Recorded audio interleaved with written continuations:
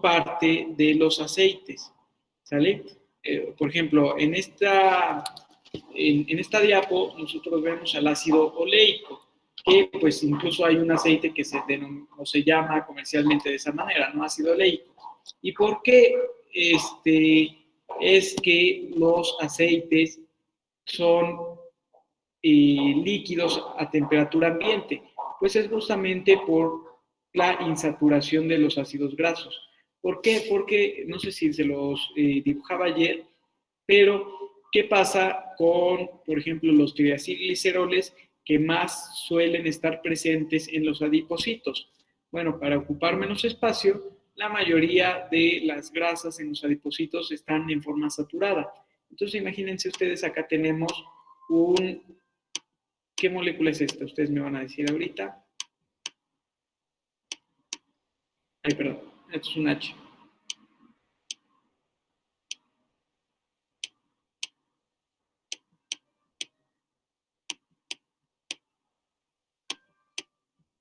¿Qué molécula es esta?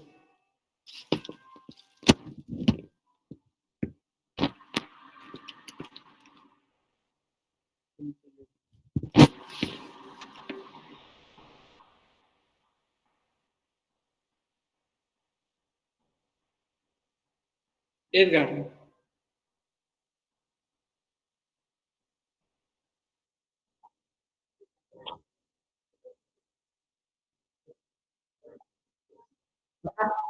Bien, ¿y cómo se llama esta molécula que permite la construcción de los triacilgliceroles?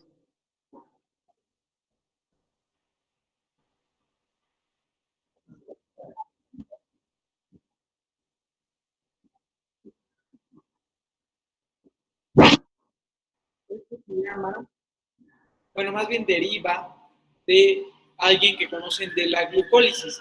¿Qué moléculas obtenemos cuando partimos en dos a la glucosa? ¿Cómo? No, pero antes de llegar a piruvato, así en el primer paso en el que partimos en dos a la glucosa. Gliceraldehído 3-fosfato. Exactamente, gliceraldehído 3-fosfato. Muy bien. ¿Es un glicerol? Exactamente, es un glicerol. Prácticamente lo único que le hicimos al gliceraldehído fue ocupar sus carbonos con hidroxilos. Entonces, esto es un glicerol que justamente proviene de intermediarios glucolíticos, es decir, del gliceraldehído 3-fosfato. Muy bien. Entonces, este glicerol nos sirve porque va a ser la molécula base para formar los triacilgliceroles. ¿Cómo se llama? Cuando este OH va a unirse con qué grupo funcional del ácido graso.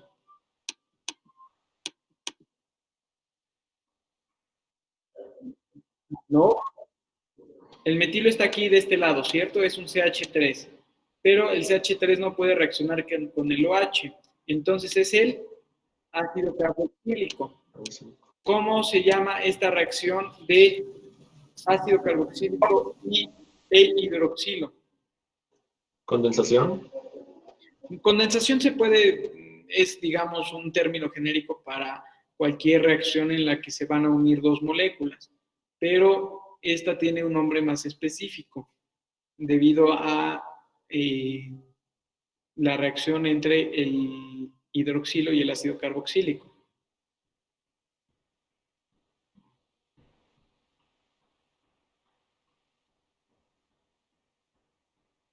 Esterificación.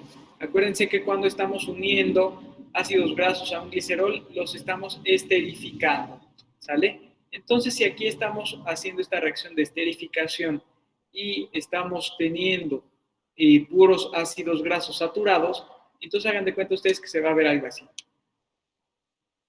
Hagan de cuenta que esto es lo más derechito del mundo y se va a hacer como una camita, es decir, no se van a estorbar unos a otros, prácticamente van a estar bien acomodaditos, ¿sale? Como si estuvieran hechos para estar acomodaditos.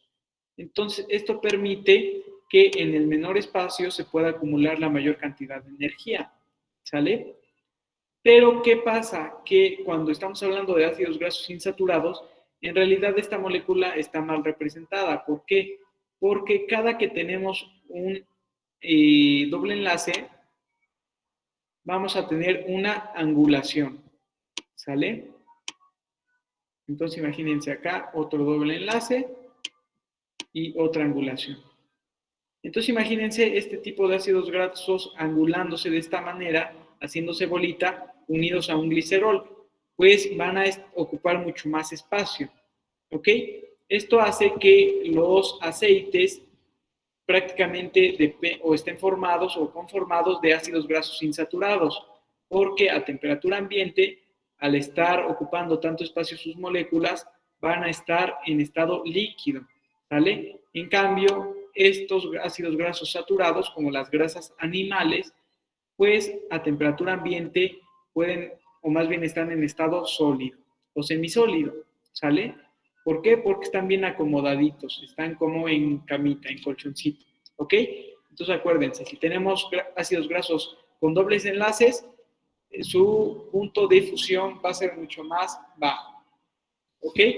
Perdón, mucho más elevado, ¿ok?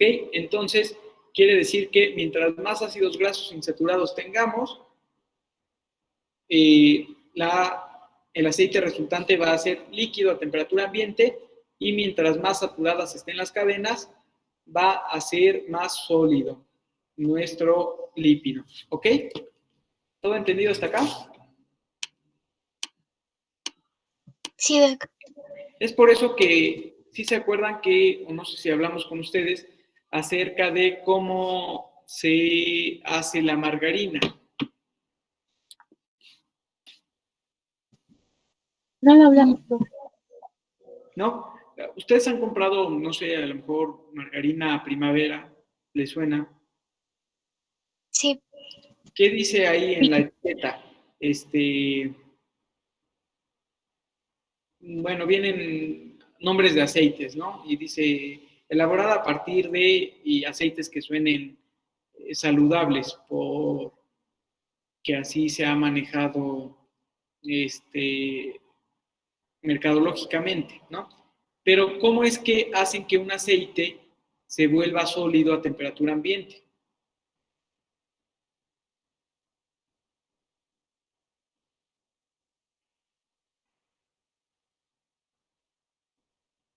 ¿Puedes repetir lo que preguntó, Doc? Sí, ¿cómo es que la industria alimentaria logra que un aceite se pueda hacer sólido? Es decir, cómo de unos aceites... Perdón, dime, Carol. Que agrega ácidos grasos saturados para que se haga sólido. No tanto que agregue ácidos saturados, sino que va a saturar los ácidos grasos que ya tiene, ¿sale? Entonces, este proceso en el que los ácidos grasos insaturados, hagan de cuenta, ¿cómo se ve este ácido graso ya desarrollando su estructura? Pues prácticamente tenemos acá, ¿cómo dijo su compañero que se llama el grupo funcional contrario al carboxílico? Glicerol. No. Metilo. ¿El metilo? Perfecto, metilo. Entonces, es un CH3. Después, ¿cuántos hidrógenos le caben a este carbono que sigue al metilo? Dos. Dos.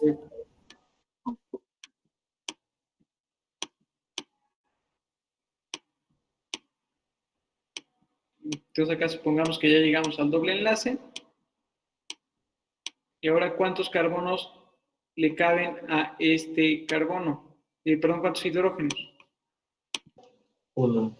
Uno. Entonces nos sobra uno. ¿Se lo dejo arriba o abajo?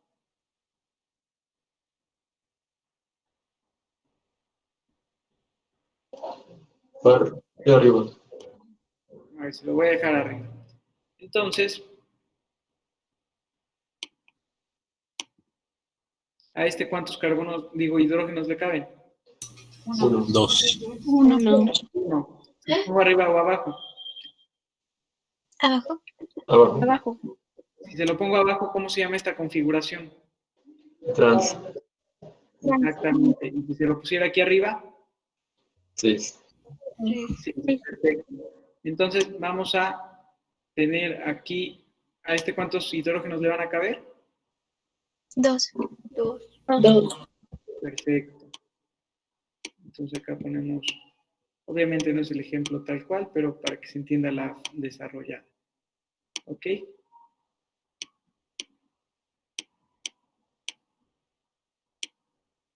Ok. Entonces, acá, ¿qué pasaría si en la industria alimentaria, hidrogenáramos este ácido graso? ¿Sale? Bueno, para empezar deben de saber que normalmente los ácidos grasos en los aceites se encuentran en forma cis, ¿sale? Entonces los dos están viendo para arriba. Y estamos viendo que algunos ácidos grasos, o más bien sobre los que se trabajan, van a ser poliinsaturados y van a ser muchos, ¿sale? Muchos ácidos grasos. Obviamente no nada más vamos a trabajar una molécula por una molécula, sino que se van a tratar de hidrogenar la mayor cantidad de moléculas posibles. Entonces, ¿qué va a pasar? Que cuando los vamos a hidrogenar, a la fuerza le vamos a tratar de meter más hidrógenos acá. ¿Ok? Entonces, muchos dobles enlaces van a desaparecer y van a obtener esta configuración. Pero ¿qué pasa? Que los dobles enlaces que no se pueden deshacer mediante este proceso, lo que sí tienden a hacer es cambiar a configuración trans. ¿Sale? Entonces ese es el problema de la hidrogenación en la industria alimentaria, que por hacer que de aceites obtengan margarinas o grasas sólidas o semisólidas, corremos el riesgo de que se formen este tipo de configuraciones trans que son mucho más difíciles de oxidar para el ser humano, ¿sale? Y por lo tanto son más deletéreas. Ok, ya entendido eso, vamos a ver la nomenclatura de los dobles enlaces. Aquí, ¿cómo representarían ustedes este ácido graso de 18 carbonos? Primero, abrimos acá paréntesis y decimos que tiene 18 carbonos. Es el primer paso. Luego, con dos puntos, voy a decir cuántos dobles enlaces tiene. ¿Cuántos dobles enlaces tiene esta molécula? 1. Cerramos paréntesis. Y después debo de utilizar mi nomenclatura delta u omega para decir dónde está ese doble enlace. ¿Qué es la nomenclatura delta? Que con una delta mayúscula yo voy a decir en dónde está ese doble enlace contando a partir de dónde. ¿Del carboxilo? Exactamente, de mi carbono alfa. Entonces acá tenemos 1, 2, 3, 4, 5, 6, 7, 8, 9, doble enlace. Entonces podríamos decir que este ácido graso es 18,1 delta 9, ¿sale? Pero si nosotros queremos utilizar la nomenclatura omega, ¿cómo le llamaríamos a este ácido graso? Utilizamos ahora la omega minúscula y a cuántos carbonos está del carbono contrario al ácido carboxílico. Es decir, empezando de 9. Igual, 1, 2, 3, 4, 5, 6, 7, 8, 9. En este caso es lo mismo porque el ácido oleico pues es justamente simétrico, digámoslo de alguna manera en cuanto a su doble enlace, ¿no? Ok, entonces todo entendido acerca de la nomenclatura de los insaturados y de la importancia de recordar que los dobles enlaces favorecen el estado líquido a temperatura ambiente y que la saturación ayuda a que se trate de una grasa de estado sólido o semisólido a temperatura ambiente, ¿cierto?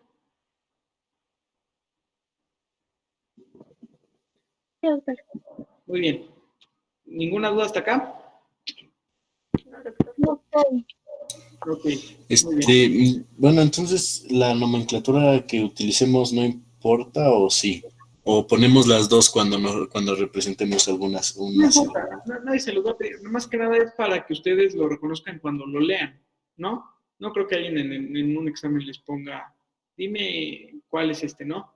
O sea, lo que deben de reconocer ustedes es que cuando ven así una estructura, lo más importante es contar desde el omega, ¿no? Para ver si se trata de un omega 3, 6 o 9, que son los que tienen a lo mejor algunas propiedades extras en cuanto a cardioprotección, en cuanto a salud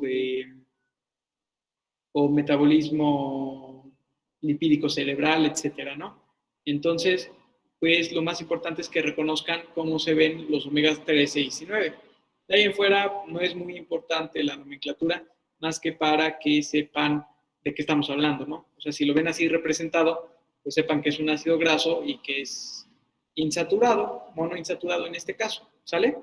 Acá si fuera poliinsaturado, acá diría 18.1, perdón, 18.3 y ya delta, no sé, 3, 5, 7, 9, ¿no? O delta 4, perdón, 18.4, 3, 5, 7, 9.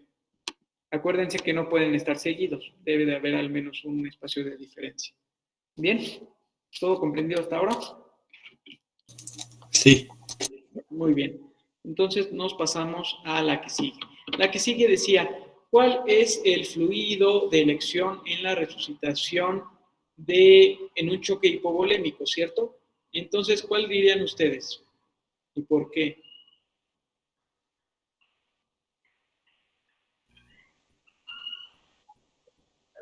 Ok, cristaloides. ¿Qué tipo de cristaloides conocen? Yo puse solución Harman o algo así. Tú pusiste solución Hartmann, ok, ¿qué más? ¿Alguien más? Rey Marta.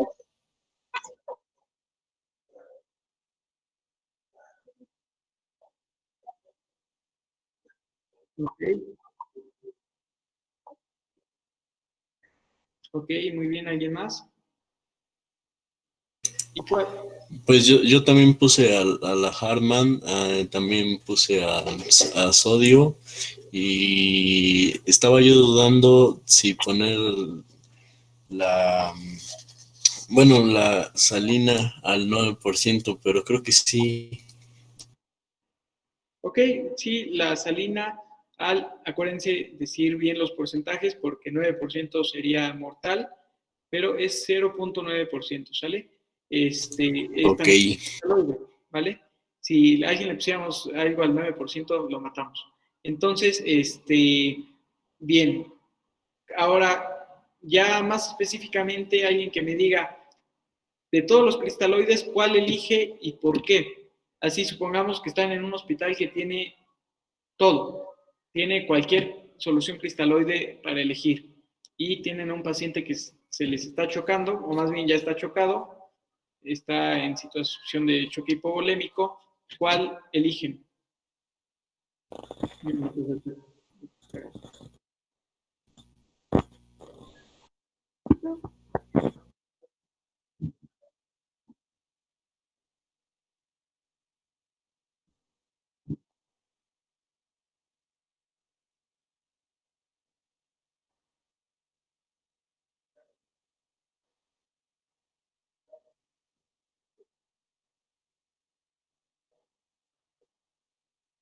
Okay. Yo elegí la de la solución Harman o Rainer de lactato o algo así.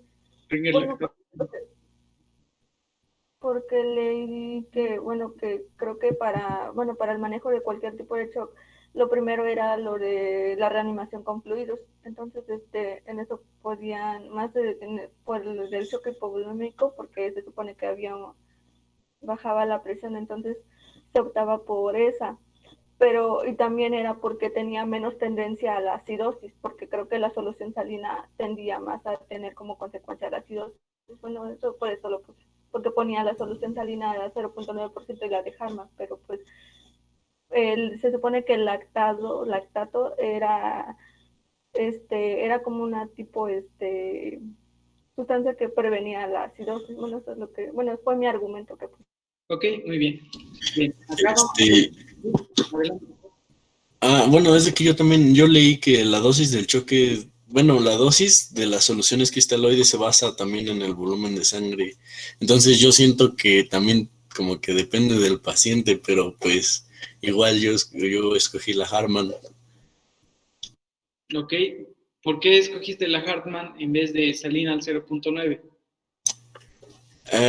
Sí, bueno, es que también encontré una tabla donde las comparaba, ¿no? Entonces, la Hartmann pues, tenía sodio 130, la de potasio 4, de calcio 3, y la salina pues no tenía sodio ni potasio, entonces como que la vi más completa y entonces hay un apartado con siglas DIF, no recuerdo a qué se refería, pero pues la salina no contenía nada y la Hartmann 28, entonces como que agarré la más completa.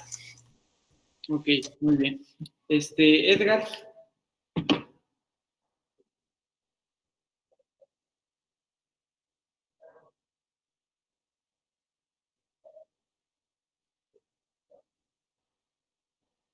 Ok, DIF es una abreviatura para diferencia de iones fuertes, ¿sale? ¿Qué quiere decir la diferencia de iones fuertes? ¿Qué tan balanceada está la composición de la solución? ¿Sale? Porque como bien dice su compañera, si utilizamos una solución salina al 0.9%, como vemos aquí, de hecho acá tengo la tablita, ¿qué vemos en la solución salina al 0.9%? Que pues prácticamente nada más es, como su nombre lo dice, cloruro de sodio, tiene sodio y tiene cloro. Pero ¿qué vemos en cuanto al pH? Que tiene un pH de 5.5, siendo el plasmático de cuánto, o bueno, el fisiológico del ser humano. 7.35, 7.45. Ok, muy bien. Entonces, ¿ustedes creen que es mucha diferencia de pH 5.5 a 7.35? ¿Sí o no? ¿Y por qué? Yo siento que sí, porque, bueno, ya es más, bueno, en la escala de pH que marca, sí hay una gran diferencia entre, bueno, entre lo que sume o lo que reste.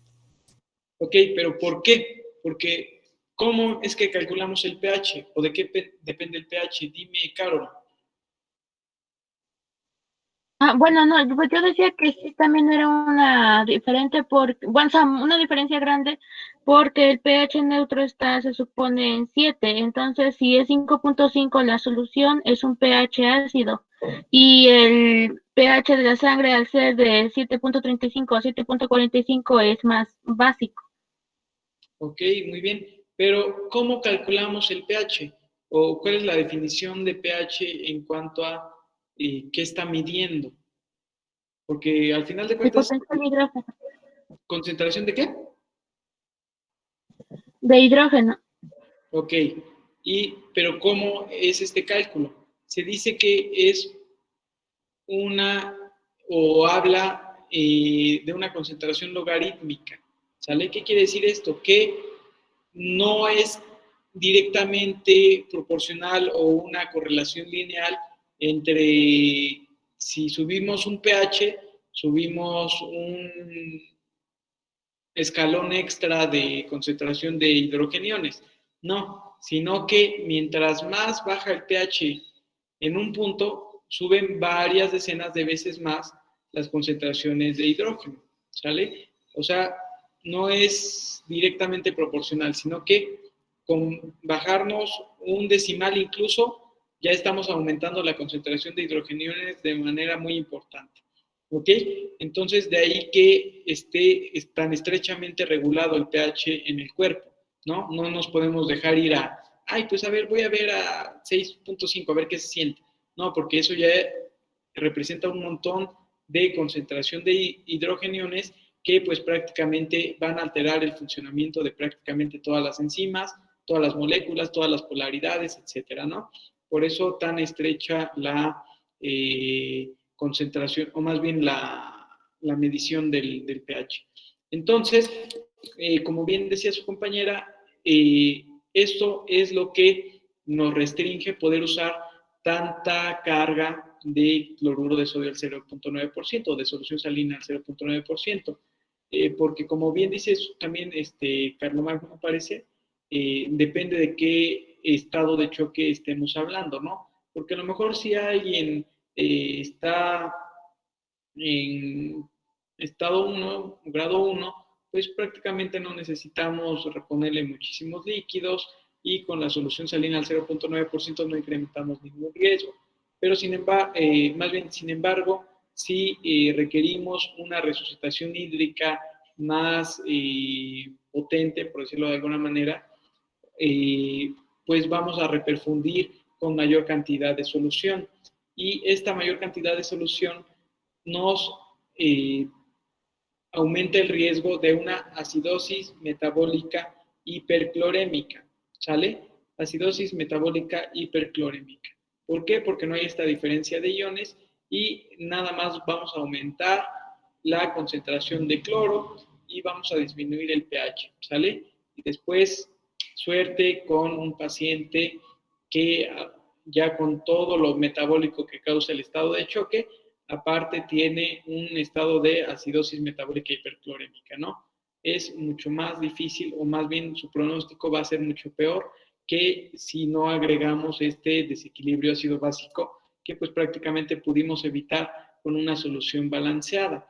¿Cuáles son las soluciones balanceadas? Las que sí tienen esta diferencia, las que sí tienen esta composición de una mayor cantidad o más especies de iones, ¿ok? Y que no, bueno, y que también tienen un pH más cercano al fisiológico. Acá las dos, en comparación, que son las más frecuentes de uso en México, tenemos a Ringer lactato, que usa, como su nombre lo dice, lactato como buffer, y la solución Hartmann, que también usa lactato como buffer y prácticamente tiene una composición muy parecida a la Ringer lactato. También se han tratado de hacer soluciones más parecidas al plasma, que en algunos estudios sí tienen buenos desenlaces, tienen buenos resultados, pero pues al no ser de amplia distribución mundial, es decir, de no encontrarse alrededor del mundo, pues no le puedes decir de repente a los sistemas de salud de todo el mundo, ya quiero que empiecen a usar estas porque todas las demás están mal, ¿no? Porque eso tampoco sería viable, ¿no? Entonces, dentro de lo que tiene amplia distribución, la solución Hartmann pues prácticamente es, junto con Ringer lactato, las soluciones balanceadas más utilizadas. Y ahora, ¿qué pasa con la reperfusión con cualquiera de estos líquidos? Que al final de cuentas todos son cristaloides. Que si tenemos o no tenemos un buen cálculo de reposición, podemos causar edema. ¿Qué es el edema? Por ejemplo, les voy a contar acerca de una paciente que están tratando por COVID-19 y, bueno, a esta paciente pues suena feo decir convencieron, pero digamos le indicaron tocilizumab, a pesar de que es un medicamento que no ha demostrado utilidad certera en el tratamiento de COVID-19 o de la COVID-19, pues al final de cuentas se lo indicaron, se lo recetaron y pues a pesar de que su costo ahorita es bastante elevado, pues ya se lo están administrando. Y bueno, el tocilizumab, ustedes deben de saber desde ahorita, nunca olvidar, que todos aquellos fármacos que terminan en MAP,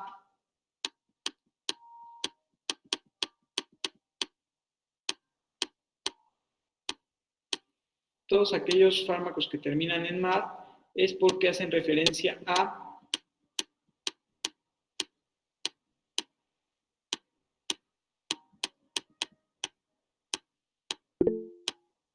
anticuerpos monoclonales, ¿vale?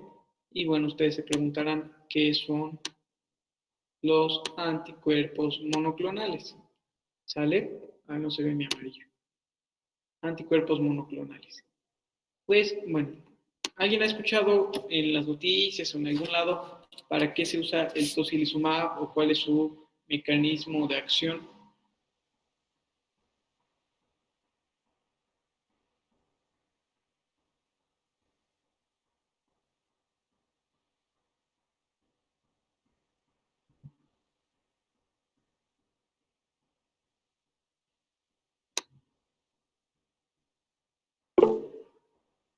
Para inflamaciones, indirectamente, bien se podría decir, bien Anay.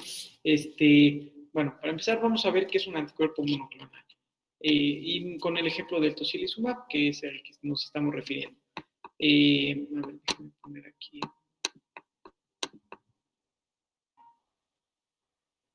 Acá tenemos una célula. esta célula es un leucocito. ¿Sale? Y esta célula es otro leucocito.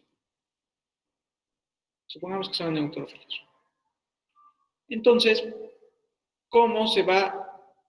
Esta célula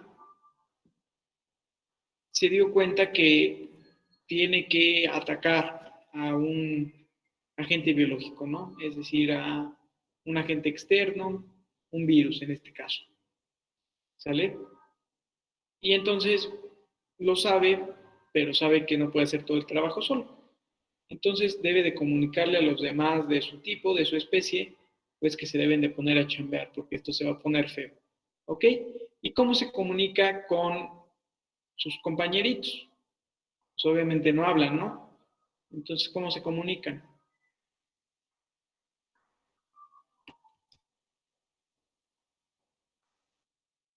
Exactamente, por señalización.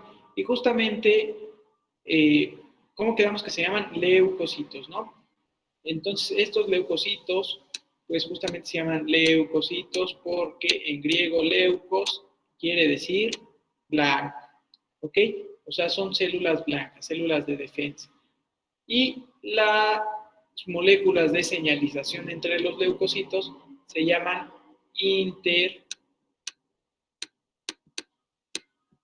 interleucinas. Leu, de la misma raíz de leucos, interleucinas, ¿sale? O interleuquinas, que también lo pueden encontrar como quinas, ¿ok? Pero más frecuentemente interleucinas, que se abrevian de esta manera, IL, ¿sale? Entonces, acá una de las más importantes moléculas de señalización interleucocitaria es en cuanto a la activación o a las señales proinflamatorias, es la interleucina 6. Entonces, este leucocito va a secretar interleucina 6 y otro leucocito a distancia va a tener receptores para esa interleucina 6 y justamente va a llegar aquí la interleucina 6 a avisarle que pues se debe de poner a chambear, ¿no? Entonces, así al unirse la molécula con su receptor, pues es como se da la cascada de señalización intracelular para que aumente la expresión génica de genes que están destinados a la replicación celular, para hacer más leucocitos, etcétera, ¿no? Para ser más activos y etcétera. Entonces, ¿qué pasa con los anticuerpos monoclonales? Los anticuerpos monoclonales se parecen mucho a la molécula que va a reconocer ese receptor, pero no son del todo iguales. Solo se parecen y pueden ocupar ese receptor.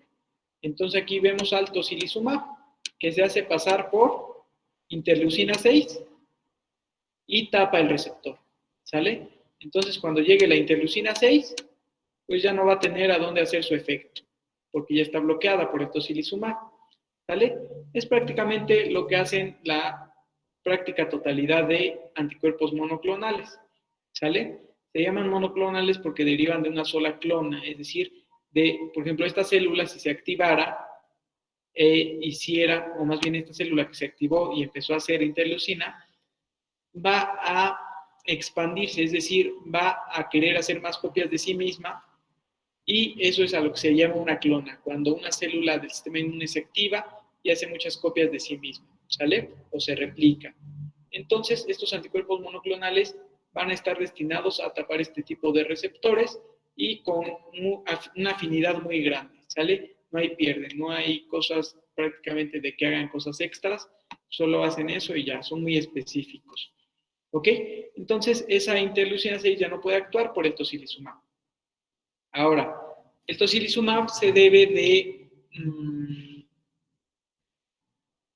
administrar vía intravenosa, para lo cual debes de tener a tu paciente canalizado o canalizada en este caso. Entonces, a esta paciente la canalizaron con estas indicaciones, la canalizaron con solución salina al 0.9%, pasar 1000 cc, es decir, 1000 centímetros cúbicos, o lo que es lo mismo, 1000 mililitros, cada 12 horas. ¿sale? Es una paciente de 78 años que obviamente está encamada, es decir, no tiene movimiento, aunque afortunadamente resiste el decúbito prono, ¿sale? ¿Qué quiere decir esto del decúbito prono? Ya lo vieron en anatomía. Como boca arriba, por decirlo así. Este boca arriba. No, este es el supino.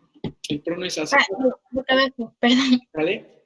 Porque está demostrado que los pacientes con COVID-19, el decúbito prono, tienen mejor, ahí se me fue la palabra, reclutamiento de alvéolos, ¿sale? ¿Qué quiere decir mejor reclutamiento de alvéolos? Que tienen la mayor cantidad de alvéolos disponibles para la hematosis, ¿ok? El decúbito supino se ha visto que tiene una mayor cantidad de alvéolos colapsados, ¿ok? Entonces prácticamente los debemos de tener boca abajo.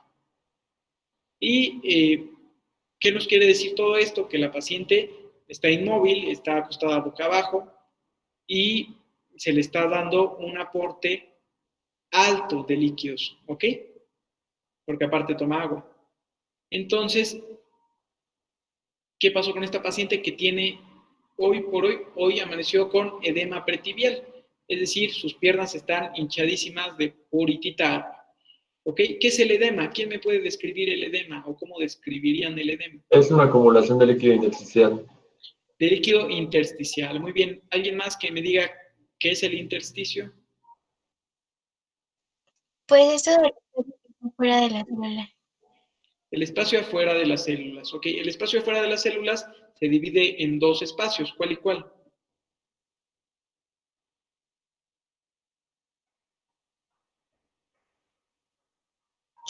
¿Es lo del vascular y el intersticial? Exactamente, vascular ya me tosí. Bien, vascular e intersticial. Aparte de ese frío, van a tener frío cuando lleguen acá. Vascular e intersticial. Muy bien, entonces, el intersticio en textos viejitos, y no tan viejitos, porque de hecho apenas leí la nueva, bueno, no leí todo, obviamente no me daría tiempo, pero leí por ahí algunos capítulos del Ferreras Rosman, que es un libro de medicina interna, y sigo ocupando esta terminología de hablarle al intersticio tercer espacio, ¿sale? Y es que antes se consideraba el tercer espacio o el intersticio como un espacio virtual, es decir, como un espacio vacío que prácticamente no tenía nada. Hoy por hoy se sabe que no es así, que sí hay muchas cosas en el intersticio, que incluso juega un papel importante en la señalización intercelular, etcétera, ¿no? Pero entonces cuando decimos que hay líquido en el tercer espacio, quiere decir que hay acumulación de líquido intersticial. ¿Y cómo se va, o cómo se suele salir, o cómo se suele drenar, o para dónde se va ese líquido intersticial, o va a estar ahí toda la vida?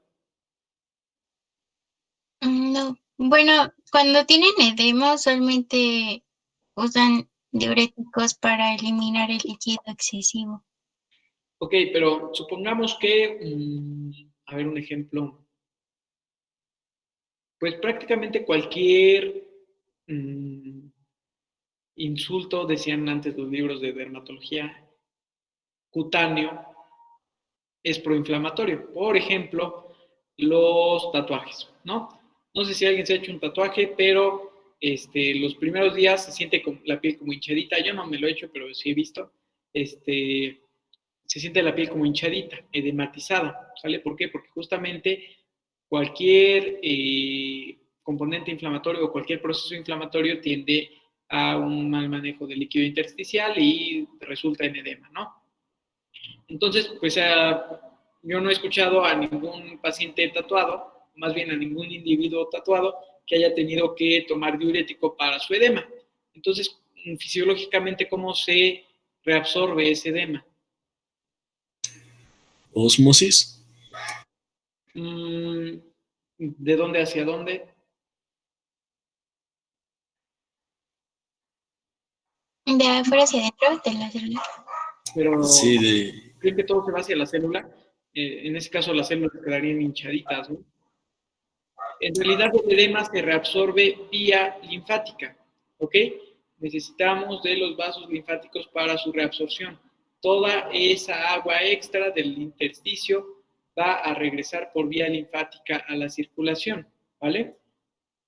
Entonces, por eso no sé si han visto que por ahí las cosmetólogas anuncian masajes linfáticos. El drenaje linfático, ¿no? Exacto, dicen, no estás gorda, solo estás acumulando líquido en tu panza, ¿no? Entonces te venden un masaje linfático a 1,200 la sesión, que pues prácticamente no sirve de nada, pero pues ya te lo vendieron, ¿no?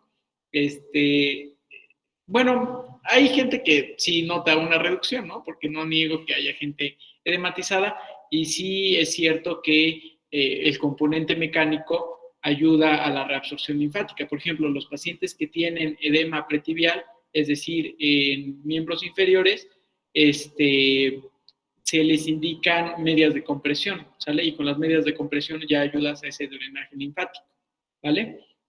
Pero bueno, lo que deben de saber ustedes de esta paciente es que ya tenía edema pretibial. Entonces dice su compañera, le daría yo diuréticos.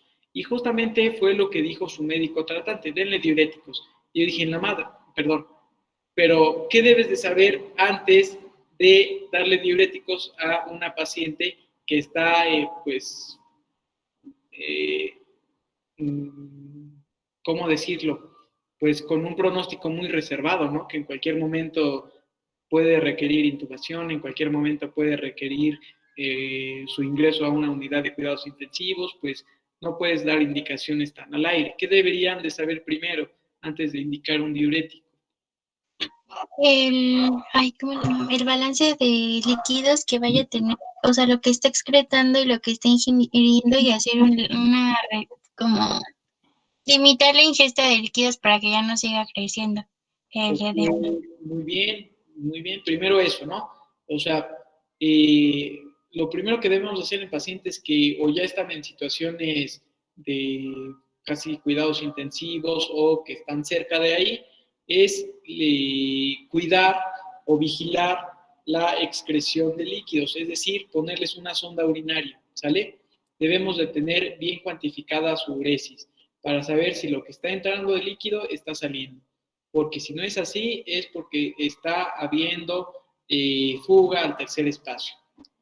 ¿Qué otra cosa debemos de cuidar en esta paciente antes de darle el diurético? ¿Su presión arterial? Perfecto. Alguien que le dé el título a Sara, por favor. A ver, ahí. No, muy bien, Sara. ¿Tú ya habías estudiado algo de esto? Sí, es que estudié nutrición y pues ahí veíamos todo esto. ¿Acabaste en Nutri? Sí. Ah, qué padre. Muy bien, muy bien. Entonces tú ya sabes de bioquímica. Pues más o menos ahí voy. Perfectamente bien. Muy bien. Pues sí, justo eso.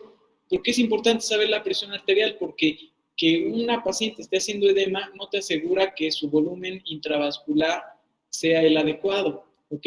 No te asegura una adecuada perfusión sanguínea. Entonces, ¿qué debes de saber primero? Su presión arterial, ¿ok?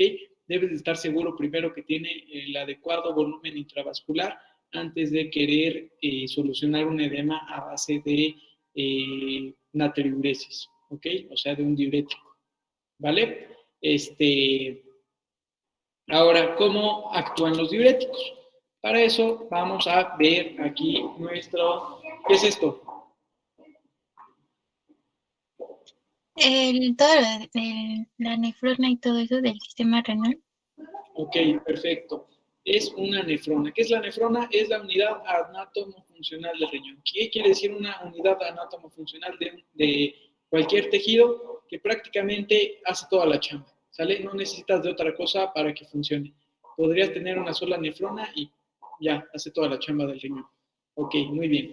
Entonces, ¿qué pasa con esta nefrona? Ven ustedes a la nefrona que derivado de la arteria renal, ya verán en anatomía la segmentación renal, vamos a obtener una arteriola aferente para cada uno de los glomérulos, es decir, para cada nefrona vamos a tener una arteriola aferente.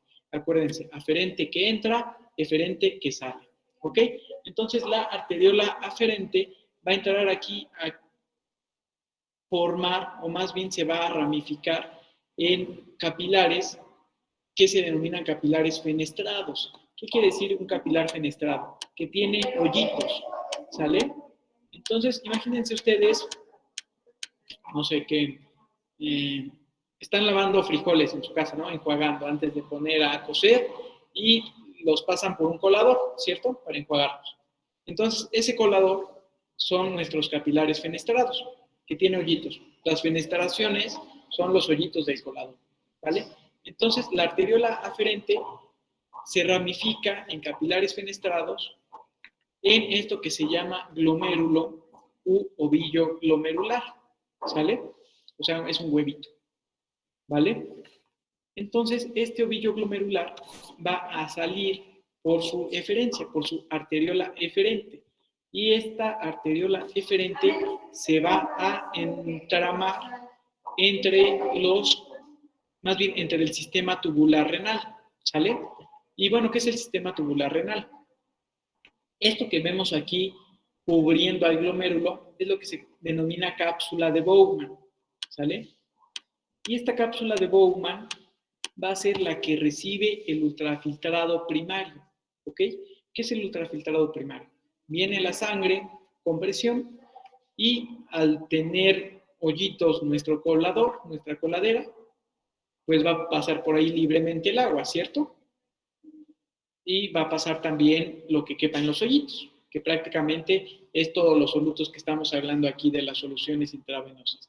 Todo se va a colar, por ahí va a pasar. Entonces todo eso va a acabar en esa orina primitiva que le llaman a algunos autores, es decir, el ultrafiltrado primario, lo primero que se llegue a filtrar del plasma hacia la cápsula de Bowman, ¿sale? Entonces, ¿qué pasa? Que si nosotros dejáramos salir todo eso, si todo eso fuera orina, nos morimos en instantes. ¿Por qué? Porque prácticamente se pasa todo, porque son muchos hoyitos y se puede pasar prácticamente todo. ¿Ok? Entonces se nos iría la vida por ahí, pero rapidísimo. Nos quedaríamos en hipocalemia en un ratito, en hipomagnesemia en otro ratito, en hiponatremia en otro ratito y en hipovolemia en otro ratito, ¿no? Dejamos salir todo por ahí. Entonces, ese primer proceso que se llama filtración, obviamente no puede ser el único en la formación de la orina. Necesitamos más. ¿Por qué? Porque necesitamos recuperar cosas que estamos dejando ir. ¿Y cómo es que vamos a recuperar cosas? Y ya con esto cerramos la clase porque se nos va a acabar el tiempo. Miren ustedes, acá voy a dibujar en amarillo la representación del sistema tubular, ¿sale? O sea, este tubito que estoy poniendo acá, es toda la continuación del sistema tubular que inicia en la cápsula de Bowman, sigue en el túbulo contorneado proximal, sigue con el asa descendente del asa de Henle, el asa gruesa ascendente del asa de Henle y el túbulo contorneado distal y el túbulo colector, ¿sale? Es todo el sistema tubular que aquí está representado en amarillo. Y acá con rojo voy a representar a el entramado que hace la arteriola eferente, es decir, todo esto que hace recubriendo al sistema tubular renal, ¿sale? Y esto es para explicarles los otros dos procesos de formación de la orina. Y es que, como les dije, no podemos dejar ir todo lo que se nos está yendo en la primera filtración. Entonces vamos a tener un sistema que se encarga de recuperar lo que se nos está yendo. Entonces va del túbulo de regreso hacia el torrente sanguíneo, es decir, hacia la arteriola eferente. Y este segundo proceso se llama reabsorción. ¿Ok? Reabsorción. Entonces, del túbulo a la arteriola eferente, reabsorción. Pero, ¿qué pasa? Que de repente dice el cuerpo, como que ya recuperé más de lo que quería, ¿no? Al final de cuentas, esto era para tirar lo que ya no me servía. Y estoy en las mismas que antes. Me hace falta tirar todavía cosas. Entonces hay un proceso para hacer ese último ajuste, para decir, ¿sabes qué? Esto por fin sí se iba a la basura. Y este obviamente va del capilar, o bueno, de la arteriola eferente, mejor dicho, hacia el túbulo renal. Y se denomina secreción. ¿Sale? Y una vez que ya están los 3 pasos de formación de orina, o los 3 mecanismos para la formación de orina, ya tenemos nuestra orina final, que es ahora sí todo lo que se va a tirar, ¿vale? Entonces yo les pregunto, ¿cuáles son los 3 mecanismos de formación de orina? ¿Qué me dicen ustedes? Filtración, reabsorción y secreción. Perfecto. Eso. Si yo te dijera, Saritzi, ¿cómo describirías la secreción? Sería el regreso de lo que siempre sí se iba a tirar de la arteriola al túbulo, ¿no? ¿Ok? Bien, casi siempre este transporte suele ser activo, ¿sale? Porque, bueno, ya lo veremos más a detalle, pero suele ser activo. Coral, descríbeme así brevemente la reabsorción.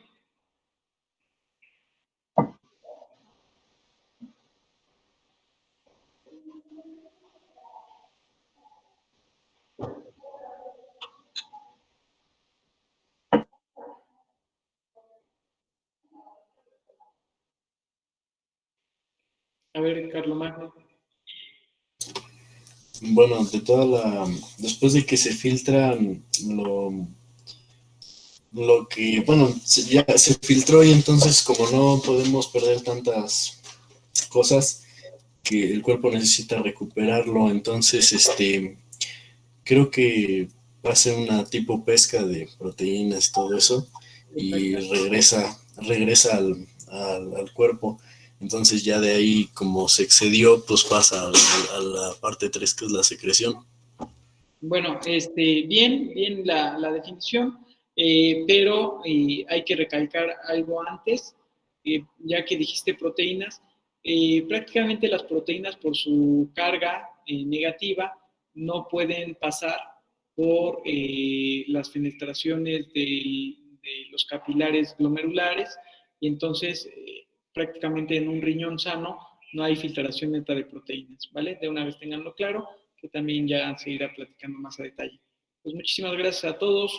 Nos vemos mañanita, ¿vale? Se cuidan mucho.